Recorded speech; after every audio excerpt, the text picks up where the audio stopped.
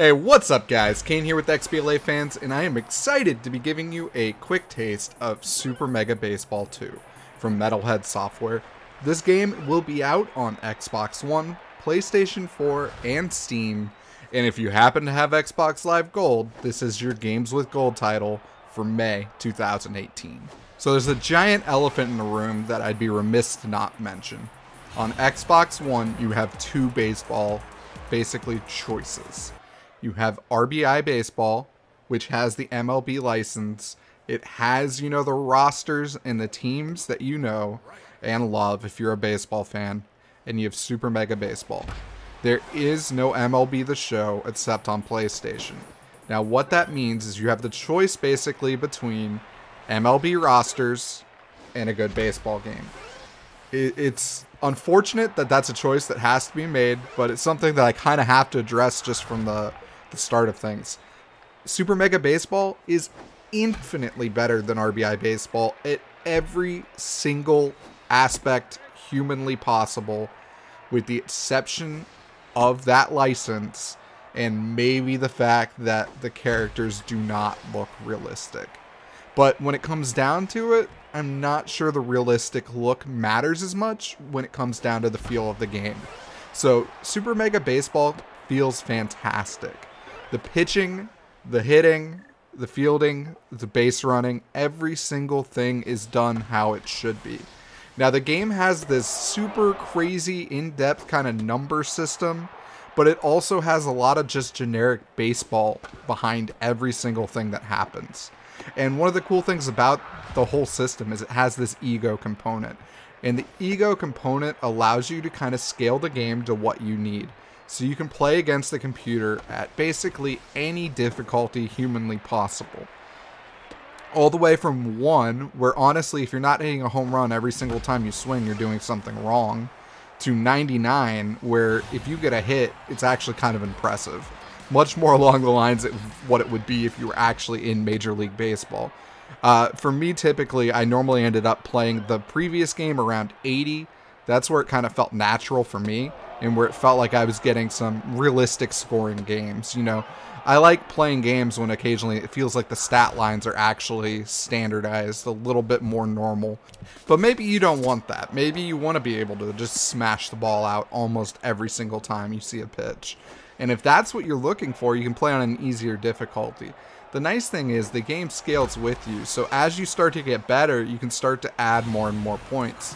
And one thing that's always been cool about this game is the fact that it does this kind of leaderboard system that very much rewards you for every single thing you do in the game. Whether it's getting a walk or, hitting a home run or a double play, you're always getting these points. And these points add up and they allow you to kind of rank how you played versus your friends and stuff. So right now, one of my games is actually, I believe, still the highest on the leaderboard. I was playing at difficulty 60 and put up 300-something thousand points, and that's substantially more than most of my friends who have the game early have been able to do. Now, I played a ton of the first game. I have not played a ton of this one yet. I've probably played about 5 to 10 hours, maybe. And from what I've played so far, I have to say it's really good. Now, I'm not 100% sold on if it's all the improvements I was hoping for, because I'll be honest, the new look, the more realistically scaled character models, I'm doing air quotes right now, I don't know how realistically scaled they look, because there's a couple times I see a character and I'm just like, that dude does not look normal.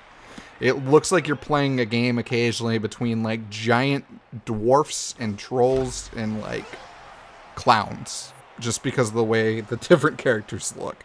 Now, part of that is just the way the random customization can be. So you can get some really weird looking stuff, but you can also get some more realistic looking people as well. And I mean, to be fair, I'm not sure how many baseball players are actually built like Frank Thomas, but you can make them all built like that in this game if you'd like to. So you can, kind of get those kind of giant people in there if you'd really like to. But they definitely look a little abnormally proportioned. So one of the big selling points this year for Super Mega Baseball is the fact that you can actually customize your league your way. There's full customization of everything. from the design, the uniform, the players, the weight, how many teams you have in the league, how many divisions there are. You can create kind of like your own sandbox for season mode. You can actually tune players' attributes directly this time. I'll admit it, I made a team. I put all the XBLA fan staff on there, you know, for the stream. And then I put a bunch of people who are regulars in our Discord or our stream, and I made them into a team. And then I boosted the stats on myself to 100, because I'm that guy who had to boost my own stats to 100. I don't know. But I did it, and I think it's kind of cool that you can do this. Obviously, I personally think the game shines most when you're able to do something like that, and you're able to add names to the characters and do some really cool things with that. I'll probably make a couple more teams within that league before I actually stream this game. I will be streaming this game on twitch.tv/XBLAfans when it does release and we're past embargo. I hope you guys are able to check that out. I would highly recommend going over there and giving us a follow, because I will probably be playing a lot of this game this week. I'm a huge fan of it. I really do like what they've got, and I'm gonna really want to, you know, be able to show it off as well as answer some questions and show you guys some gameplay for it. So we can do some cool things with that. Maybe we'll do an entire season at 80, or we'll do the 99 challenge. We'll see what we can pull off. But I know last time I made an entire team that was just the cast of The Office, and I think I made another team that was like, you know, the Chicago Cubs. So, you know, like, you can do some cool things with that. One thing that does kind of suck about the customization in particular is the fact that all the original Super Mega Baseball teams are in a standardized locked format. That makes sense for online, where you don't want to have to compete against someone who's renamed all the characters and you no longer know who is what and what attributes or pitches they have, because that definitely is an element to the online play that allows someone to kind of plan ahead and, you know, be a little bit more strategic. But when it comes to offline play, it seems like it's kind of a little unfair to lock some of the achievements behind something that largely could have just been cosmetic. Like, you could have allowed me to go in and just redo the standard stats between the teams, you know, without changing the stats. Just let me change the way the characters look and allow me to still unlock the, you know, different achievements for, like, completing a season at 80. Because there's no reason why that's, like, it's the same type of thing that Fallout does, where they don't allow you to add in cosmetic mods into Fallout without, you know, suddenly, you know, invalidating achievements. So that's something that's a little bit of a bummer. There's only a handful that you have to do during, quote-unquote, a standard season, standard elimination game, you know, standard kind of pennant race. Most of that stuff you can do, in general, just flat out whenever you want. And a lot of the achievements, honestly, you'd be able to do a little bit easier if you were to kind of just, you know, change up the stats a bit.